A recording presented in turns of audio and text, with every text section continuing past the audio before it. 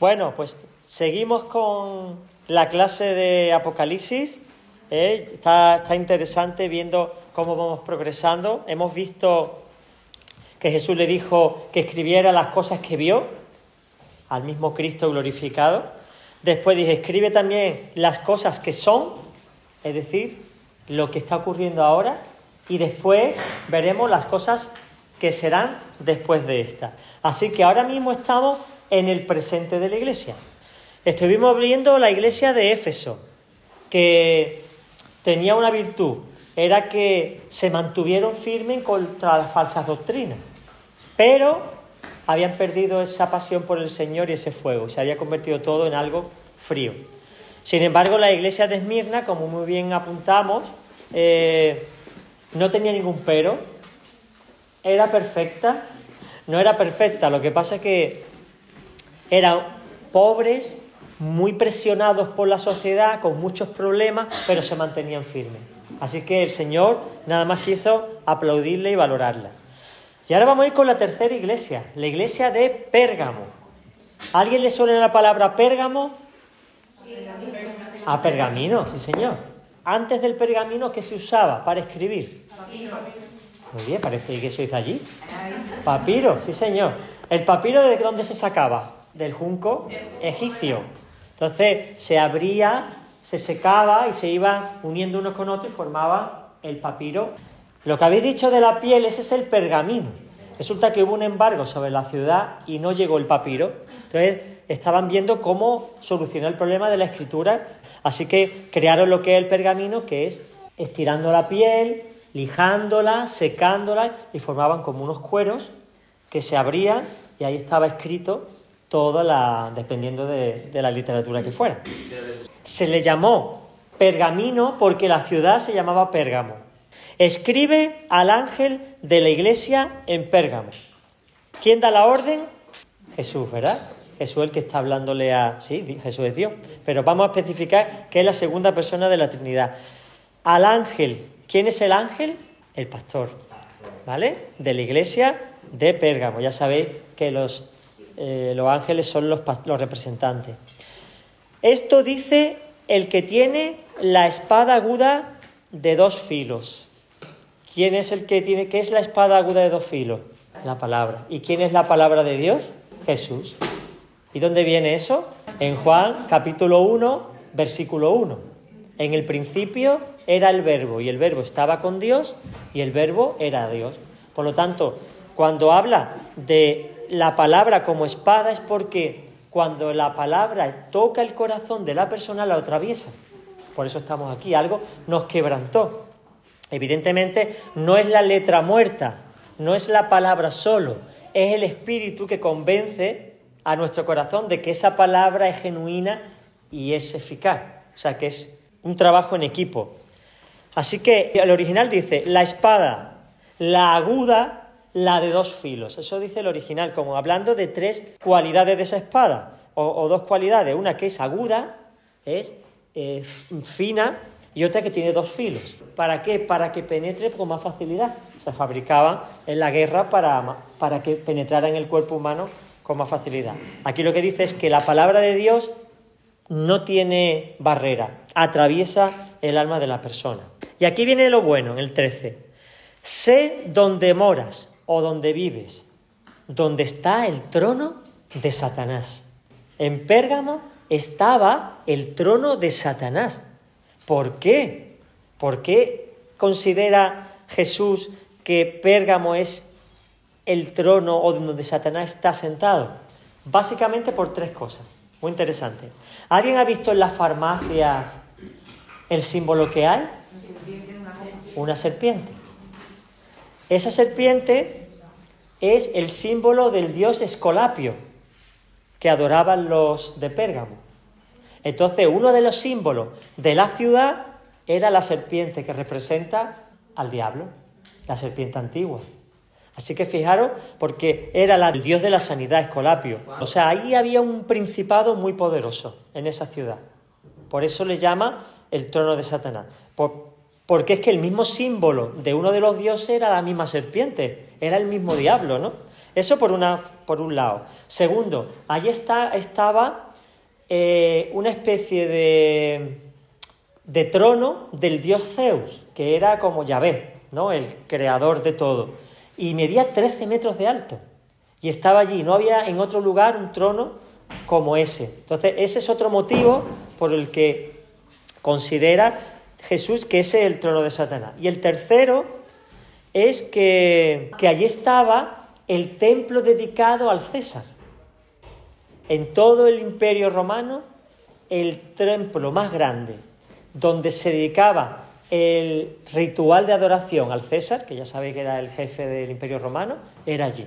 Por lo tanto, estas tres cosas indican de que allí había un principado muy poderoso. Y en medio de ese principado estaba la iglesia. Por eso dice, sé dónde moras, sé dónde estáis, dónde está el trono de Satanás. ¿Vale? Estas tres indicaciones nos pueden orientar. No obstante, dice Jesús, retienes mi nombre.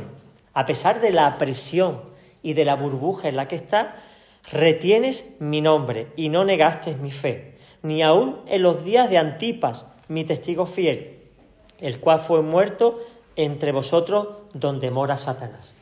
Así que había gente que estaba muriendo por causa del Evangelio. Pero el Señor lo felicita. A pesar de donde estáis, no habéis negado mi fe. Porque tú dices, imagínate que la presión es tan grande, te pillan con una Biblia, entonces no tenían la Biblia, pero sí predicando el Evangelio y te dicen que tú estás predicando el Evangelio. ¿Tú eres cristiano? No, yo no soy cristiano. Pero Dios sabe que sí lo soy en mi corazón. Pero lo he dicho para que no me detuvieran. Eso se llama hipocresía. Pero aquí dice, no negasteis mi fe. Es decir, que a pesar de haberse visto entre la espada y la pared, de poder la vida, el trabajo o la familia, no negaron la fe, lo cual es difícil. ¿Nosotros negaríamos la fe ante una presión grande?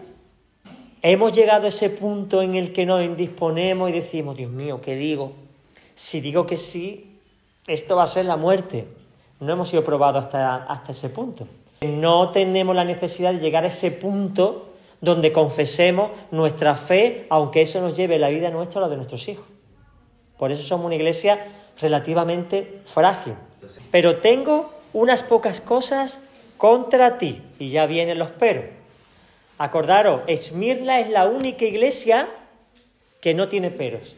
Todos son virtudes, todos son halagos de Jesucristo, lo cual es algo grandioso. Tengo unas pocas cosas contra ti. Primero, retienes en la iglesia a los que sostienen la doctrina de Balaam. ¿Sabéis quién era Balaam? Era un adivino, no un profeta. Era un adivino. ¿Y qué es lo que hizo este adivino? Este enseñaba a Balac. Balac era el rey de Moab. Los moabitas son aquellos que salieron de la relación que tuvo Lot con su hija mayor. Acordaos que hablamos de la degeneración de Sodoma. Pues de ahí salió el pueblo moabita. Y Balaam, el adivino, llevó a Balac a que pusiera tropiezo, zancadilla, a los hijos de Israel. Israel había salido de Egipto, para explicarlo rápidamente. Y se encontraron con el pueblo de Moab en el camino.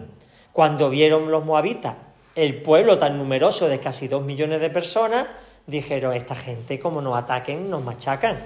¿Qué vamos a hacer? Vamos a hacerle la zancadilla. ¿Cómo? Vamos a ofrecerle nuestras mujeres para que tengan relaciones con ellas y ellas los seduzcan para que adoren a nuestros dioses. Emparentamos con ellos y no nos van a atacar. Claro, eso iba contra la ley de Dios que decía, no te relaciones con los extranjeros y menos adore a otros dioses. Estoy explicando esto para que entendáis cuál era la doctrina de Balaam. Balaam lo que quería es que el rey de Moab engañara al pueblo de Israel para que no lo atacara. Entonces, ¿cuál era el problema en la iglesia de Pérgamo? Que había una doctrina que decía que se podía comer la carne sacrificada a los dioses, a Zeus y tal, y que podías tener relaciones con las prostitutas del templo, como un ritual de sacrificio. Se hacía también como ritual de fertilidad, cuando se quería tener hijos. O sea, había unos propósitos por los que había esa prostituta o prostitutos, porque había de los dos sexos, para hacer una ofrenda o para pedirle un favor. Claro, tú pagabas por esos servicios y eso servía de ofrenda al dios tal, al dios Escolapio, al dios Ceo, Artemisa o a la que fuera. Ellos, Pérgamo, aunque retuvieron la fe en medio de la presión, permitieron gente con este tipo de doctrina. Pero mira lo que dice 1 Corintios 10:19. ¿Qué digo pues? ¿Que lo sacrificado a los ídolos es algo? ¿O que un ídolo es algo? Antes digo que lo que sacrifican a los demonios sacrifican y no a Dios. O sea, estaban sacrificando animales a los ídolos que en sí no eran nada, pero los demonios son los que se disfrazan detrás de esa imagen. ¿Por qué? Porque cuando tú adoras una imagen estás rebelándote directamente contra la ley de Dios. Y los demonios tienen puertas abiertas. Por eso, detrás de las imágenes donde la gente adora, el diablo está. Y está aprovechando esa fe para que la desvíen no al Dios verdadero, sino a la imagen de tal. Así que entendemos en la gravedad de mantener en la iglesia personas que enseñaban estas doctrinas. La doctrina de Balaam, ya sabéis, era un adivino, no era un profeta y no era judío. Dice el 15, e igualmente tienes también a los que sostienen la doctrina de los nicolaitas, que es lo que hablábamos de los gnósticos, las profundidades de los misterios.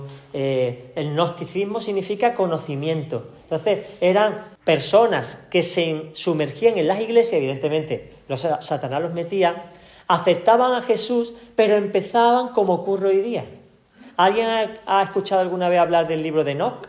Hay pastores e iglesias evangélicas que han asumido esa revelación como de parte de Dios y la están enseñando como parte de la doctrina de la iglesia. ¿Y qué tiene el libro de Enoc de especial? Habla de datos que la Biblia nos da acerca del mundo espiritual, acerca de ángeles, acerca de demonios. Nos gusta el morbo de conocer más, pero ya tenemos la revelación. Lo que aquí hay es lo que Dios quiere que conozcamos. Evidentemente esto es más profundo de lo que pensamos y a veces leemos la superficie. Así que arañando esas minas y escuchando la enseñanza de la Iglesia, podremos descubrir mucho más detalle acerca de lo que en la Biblia aparece. Pero esos libros ya se estaban dando, no es el de Enoc, probablemente otros, donde se decía, hemos encontrado, no había escuchado el Vaticano tiene guardados, reservados libros, que si se supiera la gente se daría cuenta. Rollos y rollos y rollos y rollos. ¿Por qué? Porque eso crea expectación. La gente tiene curiosidad por lo nuevo y los griegos entonces era a lo que dedicaban el tiempo, a descubrir nuevas filosofías. Dice el 16, por tanto, arrepiéntete, pues si no iré pronto a ti y pelearé contra ellos con la espada de mi boca. Es decir, Pablo era de estos, ¿no? Llegaba y dice, vale, ya cuando yo vaya hablaremos. Pablo no tenía pelo en la lengua. Entonces, iba y daba en el grano y a los falsos lo dejaba en evidencia. Arrepiéntete, porque si no, iré pronto a ti y pelearé con estos que defienden la doctrina de Balaam. Y lo haré con mis argumentos. El que tiene oído, oiga lo que dice el Espíritu a las iglesias. Al que venza, es decir, al que se mantenga libre de doctrinas y sepa defender la verdad de Dios, le daré del maná escondido. ¿Qué es el maná escondido? ¿Qué era el maná? Era el alimento que Dios le dio al pueblo de Israel durante ¿cuánto tiempo? 40 años en el desierto. ¿Y a qué representaba? ¿Qué dijo Jesús? Dios nos dio el maná del desierto. Os da el maná de vida. El maná espiritual que soy yo. Luego el maná escondido es Cristo. Entended una cosa. ¿Tú tienes a Cristo? Claro, tienes el Espíritu de Cristo dentro. Pero lo que vamos a recibir cuando nos unamos a Cristo en la boda del Cordero no tiene comparación con lo que tú y yo estamos experimentando ahora. Por eso es una promesa futura. Al que venza le daré del maná escondido, le daré de mí, porque habla Cristo en primera persona. Y le daré una piedrecita blanca. ¿Se ha debatido con el tema de la piedrecita blanca? En la época en la que se escribió esto, para entrar en el Coliseo, en los espectáculos, te daban una piedrecita blanca, como una entrada para que tú pudieras. Tú pagabas tu dinero y te daban una piedrecita. Entonces, unos dicen que esa piedrecita representa la aprobación de Dios para que entres al reino. Pero también en los juicios, si el reo salía culpable, le daban una piedrecita negra. Y salía inocente, le daban una piedrecita blanca. Y con eso ya tenías como tu aval de que estabas libre. Entonces, eran cosas que ocurrían y por eso quizás Cristo le habla de la piedrecita blanca, porque te libra del juicio y te da acceso a la presencia de Dios. Y esculpido en la piedrecita un nombre nuevo que nadie conoce sino el que lo recibe. Los nombres antiguamente no es como ahora, que ahora le ponemos el nombre porque nos gusta. Antiguamente los nombres se le ponían por el significado. Por eso Jesús se llama Jesús. ¿Qué significa Jesús? Yahvé salva, Yeshua, o el Salvador. Se le ponía un nombre en función de la circunstancia o del carácter del Padre. Tenía un propósito. Bueno, pues el nombre que vamos a recibir tiene un motivo. Puede que tenga que ver con nuestras virtudes, no sabemos. Pero Cristo o Dios no hace nada aleatorio, lo hace todo con un propósito. Muy bien, seguimos. Tiatira. Escribe al ángel de la iglesia en Tiatira. Tiatira significa sacrificio continuo, pero sacrificio a los dioses. Todas las ciudades, como veis, todos los nombres tienen un significado. Esto dice el Hijo de Dios. Por algo dirá lo de Hijo de Dios, porque seguramente en Tiatira había mucha idolatría y mucha confusión de dioses y habría de todo. Esto dice el Hijo de Dios. El Hijo de Dios es Jesucristo. Nosotros somos hijos de Dios, pero el Hijo sobrenatural, genuino, es Cristo. Nosotros somos adoptados. Por eso hay que entender esto. Esto dice el Hijo de Dios, el que tiene sus ojos como llamas de fuego. ¿Qué significa? Que Él ve todo. La llama significa luz. Donde está la luz se revela lo que hay oculto. Las llamas de fuego en los ojos de Cristo están revelando de que cuando Él observa, te traspasa, conoce los pensamientos. Es importante que entendamos que Cristo con llama de fuego nos observa y que no podemos esconderle nada. Todo está visible. Y sus pies semejante al bronce. El bronce era el metal más pesado, el más estable. De hecho, en el tabernáculo, las basas de todo el edificio o de las cortinas eran de bronce, porque mantenían firme la estructura del edificio. Así que Cristo, donde pisa, deja huella. Y Él no cambia, Él es estable, Él es firme. Por eso el que está con Cristo, aunque tenga problemas, podrá sostenerse. El que no tenga esas bases como las de Jesús, vendrá la riada y se las llevará. Así que dice el 19, sé tus obras, le dice el Señor a Tiatira, sé tus obras y tu amor y tu fe y tu servicio y tu perseverancia. Además, qué generoso el Señor, que siempre menciona lo bueno, primero. Después viene el pero menciona lo bueno. Conozco tus obras, tu amor, es decir, el motivo por el que hace las obras, tu fe para quien realizas esas obras, el servicio y la constancia. Son 5 cosas muy importantes. La base de nuestra vida debe tener estas 5 ingredientes. Y sé que tus obras postreras son más que las primeras. Es decir, que además de tener esto, va incrementándose el nivel de trabajo, el nivel del amor, el nivel de la fe, que bueno. Ese es el objetivo que tenemos. Que los que estemos aquí cada vez sigamos progresando, no retrocediendo. ¿Qué le pasó a Éfeso? Que retrocedió. ¿Por qué? Porque el amor lo fue perdiendo. Quizás la fe no y el servicio tampoco, pero el amor, que es la base, lo perdió. Y dice el 20, pero tengo contra ti, lo mismo de antes, que toleras a Jezabel, quien se dice ser profetisa y enseña y seduce a mi siervo a fornicar y a comer de lo que se ofrece en sacrificio a los ídolos. Bueno, Jezabel era la mujer sidonia del rey Acab.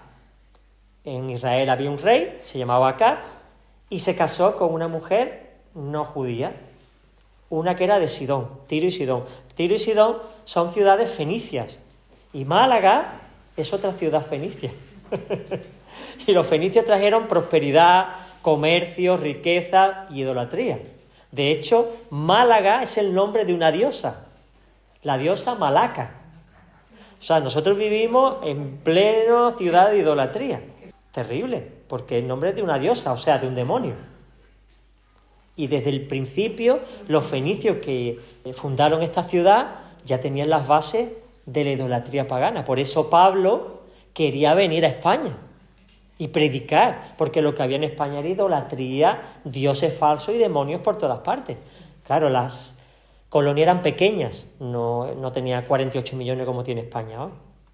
Así que en ese tiempo puede ser una mujer o puede ser un colectivo de personas, porque Jezabel era mujer. Entonces eso no se sabe.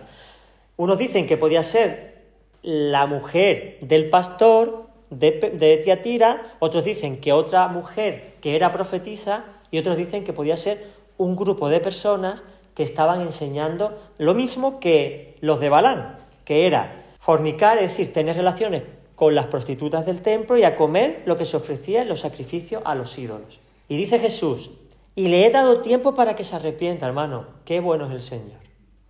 Siendo tan perversa esta Jezabel, tan perversos los de Balaam, les da tiempo. Y a veces pensamos que el Señor es que no nos oye, o que el Señor no hace justicia, es que el Señor quiere que todos procedan al arrepentimiento. Y le da aviso, pero tiempo, incluida nosotros. ¿O quién no ha pasado por malos momentos?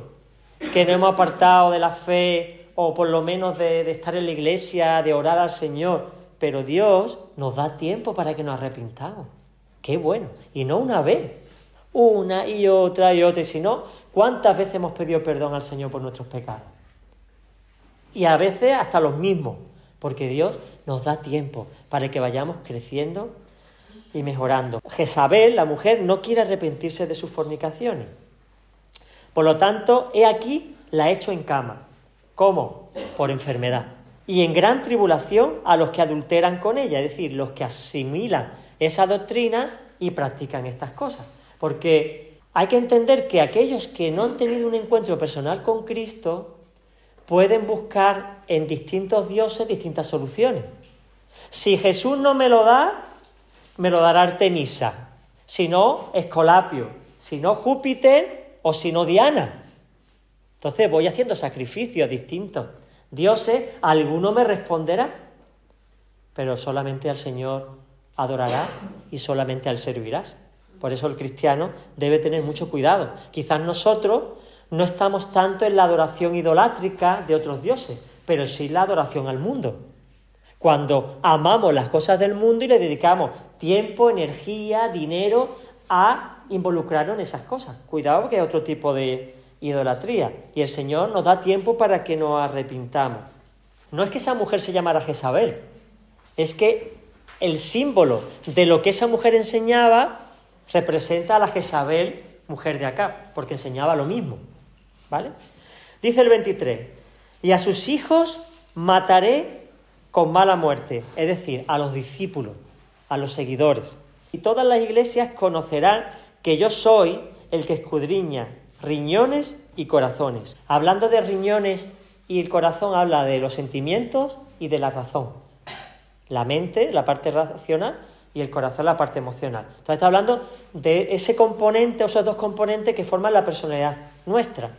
La mente, lo racional, y el corazón, lo emocional. A las mujeres, que suelen ser normalmente más emocionales que racionales, los varones al contrario. Hay excepciones, pero por eso un matrimonio enriquece a los dos, porque uno aporta lo racional y otro aporta lo emocional. Y ambos forman una persona mucho más completa. Y os daré a cada uno de vosotros conforme a vuestras obras, hermanos. Que no se olvide lo que hablábamos el otro día. La salvación no la vamos a perder. Vamos a confiar que eso es así, ¿vale? Pero no todos van a recibir la misma gloria. No todos van a recibir esa corona de vida. No todos van a tener esa posición. No todos van a recibir aplauso de Jesús. Ahí sí que hay que esforzarse. No por ganar la salvación. La salvación no la vamos a ganar. Ahora, por agradar a Cristo, ¿Por bendecirlo? Sí, sí. ¿Por querer estar más cerca de Él y recibir la aprobación de Jesús? Hombre, por favor, que Jesús te diga a ti personalmente, pasa buena sierva, buen siervo, me agrada cómo has trabajado. Sí, los errores los has cometido, yo ya lo sabía, pero yo sé que te has esforzado, que has pedido perdón, que has seguido para adelante, que has estado predicando a los que tenía a tu alrededor. Qué bonito que el Señor nos diga eso, a que nos diga, anda, pasa, que no te doy una colleja porque soy muy bueno, pero vaya vida que me has dado, porque te he tenido que dar tortacitos en el culo cada vez que te caía y no había forma de que arrancara. Qué triste, ¿verdad? Que eso sea así. Por eso, que eso nos motive a decir, Señor, no, yo quiero agradarte. Sí, la salvación la tengo por tu sangre preciosa, pero yo quiero agradarte. Así que os daré a cada uno conforme a vuestras obras, y a los que no son fieles, a los que no son de Dios, también pagarán conforme a sus obras. Dice el 24, pero a vosotros, a los demás en Tiatira, a cuantos no aceptan esta doctrina, a quienes no han conocido las profundidades de Satanás, esos son los gnósticos, como lo de Enoch. Había una doctrina que decía, tipo yin-yang, tipo oriental, es para conocer a Dios, como Dios es lo bueno y lo malo, hay que conocer las profundidades de lo malo también. Y los gnósticos tienen como base eso. Además, hay grupos, no solamente satanistas, sino sectas, otro tipo de organizaciones que creen que un ser es Satanás y otro es Lucifer, que no son lo mismo. Entonces, Satanás es malo, Lucifer es Prometeo, es Jesucristo. Sí. ¿Alguien está en Nueva York alguna vez? Allí hay una imagen en Central Park, no, ¿cómo se llama? Rockefeller Center, donde está el Prometeo. Es una imagen dorada. Prometeo estaba en el cielo y cogió y robó la luz de Dios para dársela a los hombres. Como castigo, Dios lo envía a la tierra y lo aleja de su reino. Esa es la historia de Satanás. ¿Qué es lo que Satanás quiso darle al hombre? La luz del bien y del mal. El árbol de la ciencia del bien y del mal. El conocimiento. Es la luz del conocimiento. Entonces, ¿cuál era el problema? Que le estaba dando algo que el hombre no podía gestionar. Por eso hoy día los hombres dicen a lo malo bueno y a lo bueno malo. Han cogido el conocimiento de Dios y se han degenerado, con lo cual han desvirtuado la verdad. Solo Dios tiene el criterio absoluto de lo que está bien y lo que está mal. Y lo que tenemos que hacer es hacerle caso a Él y obedecerlo. En el momento que uno roba ese conocimiento, que es lo que le pasó a Adán y Eva, comieron de ese árbol de la ciencia del bien y del mal, empezaron a interpretar qué era bueno y qué era malo. Ah, pues mira, incluso antes de comer, ¿qué le pareció a Eva el tema de coger del árbol de la ciencia del bien y del mal? Buena idea. Empezó a decir, no, Dios me ha dicho que es malo, pero yo creo que es bueno. ¿Y estaba con una naturaleza caída? No. Luego, antes de esa naturaleza, ya estaba decidiendo que el criterio de Dios no era correcto. ¿Entendéis? Ahora lo que hace Satanás es ofrecérselo a Adán y Eva y decirle, no, que Dios está engañando. ¿Queréis tener el conocimiento que tiene Dios? Claro. Desobedecerle y comer de este árbol. En ese momento adquirieron ese conocimiento, de tal manera que lo primero que sintieron es miedo y se escondieron de Dios. Y perturbó completamente la noción de lo bueno y lo malo. Por eso el mundo va contra los principios de Dios. Lo que Dios considera bueno, mantenerse virgen hasta el matrimonio, cuando te ofendan, no responder con la misma moneda, ayudar a los demás, aunque no lo merezca. El mundo dice, ¿tú estás loco? ¿Cómo haces eso? Porque es lo bueno. Pero si es que lo que está es abusando de ti, pero es lo correcto. Amarás a Dios sobre todas las cosas y al prójimo como a ti mismo. Si tienes 2 túnicas, compártelas con el que no tiene ninguna. Y empieza Dios a dar unos valores que son increíbles y al mundo le rechina. ¿Por qué? Porque no es normal ¿Cómo me va a decir que ame a mi enemigo? Es lo que hizo Cristo con nosotros. Y por eso hemos sido rescatados. Porque siendo enemigos de Dios, Él nos amó y lo demostró muriendo en la cruz. Si Él no hubiera hecho eso, no nos podría demandar que lo hiciéramos nosotros. Pero gracias a que lo hizo, es que nosotros somos salvos. ¿No vamos a hacer lo mismo por ganar a alguien que me ha hecho mal, le hago bien, porque es la única oportunidad que tiene de reconocer el amor de Dios? Claro, si no hay alternativa, imagínate que nunca hubieran pecado. Necesitaban tener una alternativa, si no, ¿cómo van a expresar libre albedrío? Si no hay dos caminos, ¿para qué me sirve tener libre albedrío? No me queda más remedio que ir por uno. Ahora, cuando tengo dos caminos, sí puedo elegir. ¿Y qué elijo? ¿Lo que yo creo que está bien o lo que Dios dice que está bien? Y ahí está la Iglesia todos los días decidiendo. Y por eso pecamos. Porque hacemos lo que creemos que está bien. Y a veces sabiendo que está mal incluso, ¿no? Muy bien. 25. Sin embargo, lo que tenéis, retenedlo seguro hasta que yo venga. ¿Vale? Lo poco que tenéis, retenedlo. Hasta que yo regrese. Señor, regresa pronto.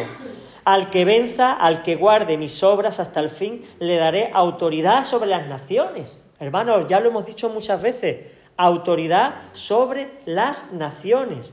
Vamos a regir a las naciones, vamos a gobernarlas. ¿Qué haremos en el reino milenario?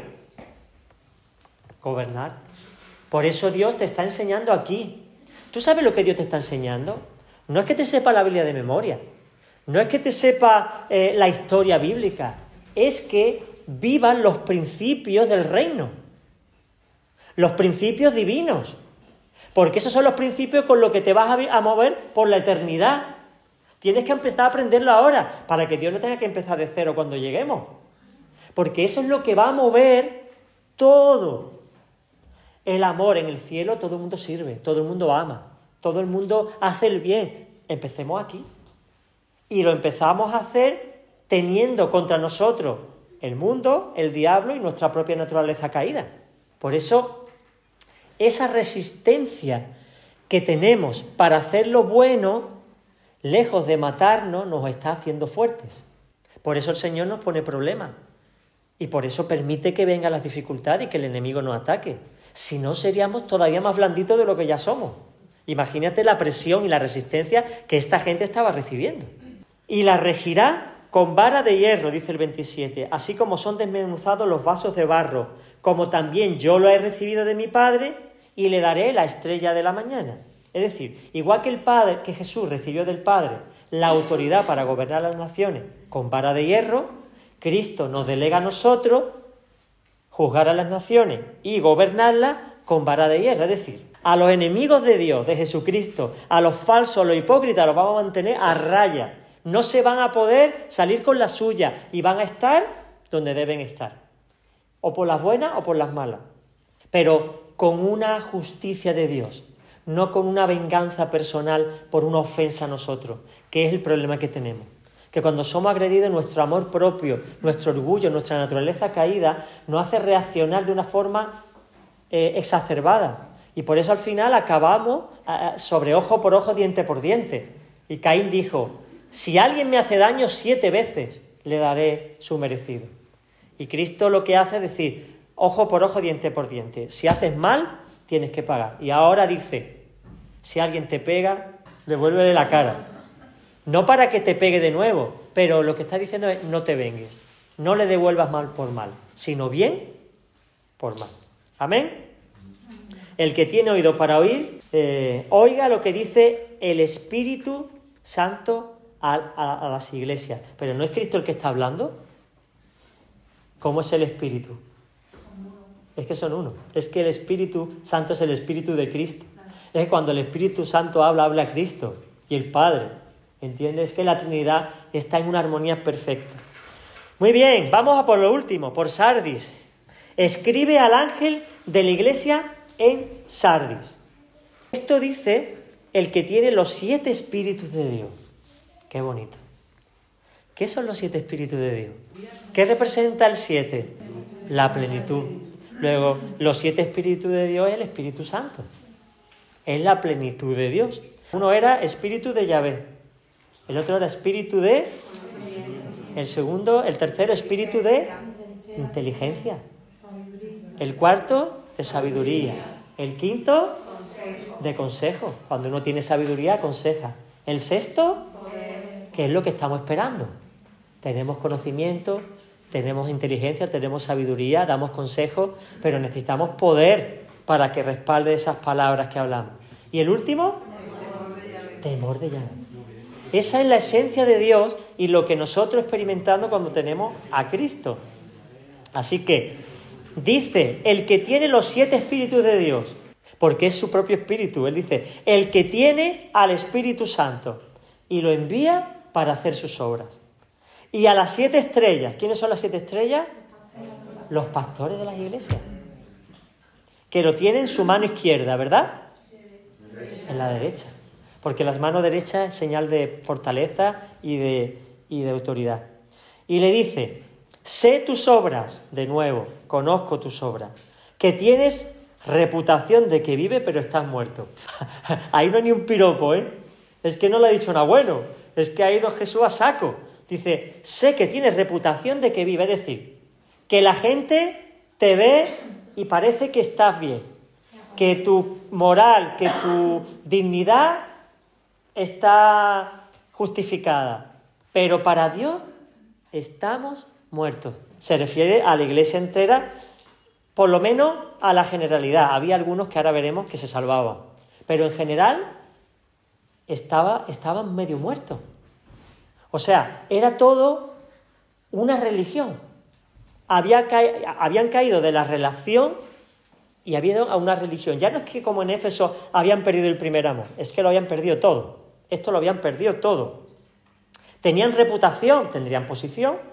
Sardi era riquísima, era una ciudad riquísima. Probablemente el dinero hizo que la iglesia prosperara y estuviera en un estatus muy tranquilo. No tendrían enemigos naturales, estaban bien relacionados con la gente. Fijaros la diferencia de cuando hay presión a cuando no la hay. Parece que la presión va a hacer que la iglesia desaparezca, pero es al revés. La iglesia desaparece cuando se acomoda, cuando todo va bien, cuando no tiene enemigos naturales. Porque cuando uno se relaja, Satanás no te ataca. ¡Ay, que siga así! Que siga así. Ora nada más para bendecir los alimentos. Fantástico. Va al culto, que vaya. Pero después se olvida de Dios. No ha leído la Biblia ni un día. No lo toque, por favor. Váyase que reaccione. Así funciona el enemigo. Ahora, ¿a quién va a atacar? Al que nadie ve en la intimidad, orando, buscando de Dios, intercediendo por los demás, escudriñando la Escritura, saliendo con la intención de hablarle a la gente, haciendo siempre el bien. Ese va a tener una batalla. Pues a mí no me conviene. El que pierda su vida por causa de Cristo, la ganará, la vida eterna. No me refiero a la salvación, me refiero a tener una vida plena con Cristo para siempre. Ahora, el que quiera vivir aquí, alejarse de los problemas y decir, no, yo creo en Dios, si Dios lo sabe, pero ¿dónde están los frutos de arrepentimiento? ¿Dónde está la muestra de que realmente tú has nacido de nuevo? Se tiene que ver. A mí se me notó. Cuando yo nací de nuevo, me lo notaron. Mi familia me lo notó, mis amigos. Sé vigilante. Estamos en el capítulo 3, versículo 2. Sé vigilante. Es decir, empieza a vigilar. Porque esa es otra de las asignaturas de la iglesia. ¿Estamos relajados o estamos velando? ¿Velando de qué? De los ataques del enemigo, de mi carne. ¿Por qué? Porque la carne te va a pedir cosas y no tienen por qué ser cosas ilegítimas ni malas. Pero esas cosas que no siendo malas eclipsan a las cosas que Dios te está pidiendo que hagas, se convierten en malas. Por ejemplo, ¿es malo comerse un plato de lentejas? Pero ¿y si Dios te ha dicho ese día que ayune? ¿Es malo? Lo que era bueno se convierte en malo. ¿Por qué? Porque mi criterio está suplantando al de Dios. Dios te ha dicho, quiero que me busque y que ayune. Un ejemplo. Y como eso, todo, ¿no? Ahora quiero que leas la palabra. Si el Señor nos dice algo, confiemos más en su criterio que en el nuestro. Hagamos más caso a lo que Él nos demanda que a lo que nosotros pidamos. Porque nosotros, desde que comimos del fruto del bien y del mal, adquirimos la creencia de que sabemos qué es bueno y qué es malo.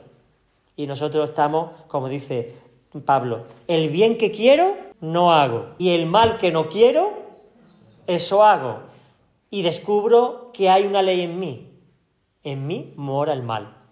Así que no te fíes mucho de lo que tú piensas, de lo que tú crees, de lo que eres inclinado a hacer. Confía en lo que sabes que Dios te pide. Sé vigilante, empieza a vigilar y consolida las cosas que estaban a punto de morir. O sea, pero si todavía hay humo en esa hoguera, sopla, no eches más arena porque lo acabará apagando. Porque no he hallado tus obras perfectas delante de mi Dios. No ha hallado Jesús las obras perfectas. Y Dios también examina nuestras obras y nos dice si son perfectas o no. Por tanto, recuerda lo que has recibido y has oído y guárdalo y arrepiéntete. Pues si no velas, llegaré como ladrón y no sabrá a qué hora llegaré sobre ti.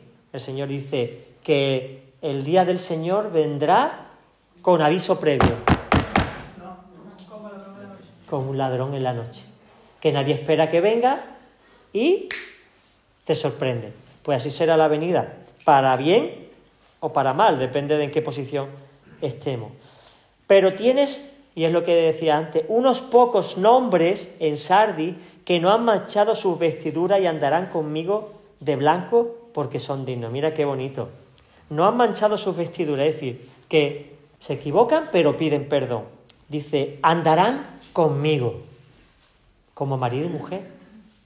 Andarán conmigo, en la intimidad, en el futuro. Y tú dices, pero ya ando con él, sí, pero la comunión que vamos a tener cuando estemos allí no tiene comparación con la que tenemos ahora. Él va a estar en intimidad por la eternidad, una intimidad espiritual tremenda. ¿Tú sabes lo que es conocer los pensamientos de Cristo? ¿Saber lo que Él sabe hasta cierto límite? ¿Tú sabes lo que es escucharle cada día? Las palabras, los consejos, directamente. Es que va a ser nuestro compañero, va a estar con nosotros. Es que no vamos a tener que pedir cita para hablar con él. Que no es que digamos, no voy a la lista, madre mía, de aquí que yo llegue. No. Es que va a tener una intimidad instantánea con todos a la vez. Pero ¿cómo es eso? Porque Él es Dios. Y esa presencia, esa cercanía, la vamos a tener de una forma tremenda. Andarán conmigo y de blanco. ¿Dónde sale a una multitud vestida de blanco? En Apocalipsis 7. Y vi una multitud de todo pueblo, etnia, lengua y nación. Y estaban todos con palmeras en sus manos, en señal de alabanza y gloria a Dios, y vestidos de blanco porque estaban santificados y limpiados por la sangre del Cordero. Bueno, pues estos, los que venzan, se vestirán de blanco porque son dignos. Dignos relativamente. ¿Quién es digno? Nadie.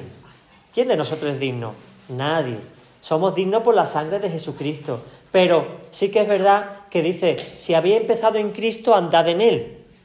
Mantengamos la intimidad con Él. Ya que Cristo nos alcanzó, que Cristo nos unió a Él, vivamos de su mano, vivamos dignamente.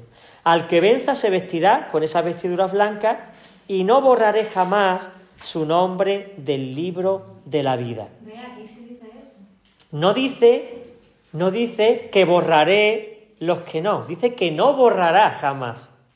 Que nuestros nombres nunca serán borrados, porque hemos nacido de nuevo, porque hemos vencido, porque estamos con Cristo. Nadie podrá jamás hacer que nuestro nombre sea borrado del libro de la vida. Una persona que ha nacido de nuevo,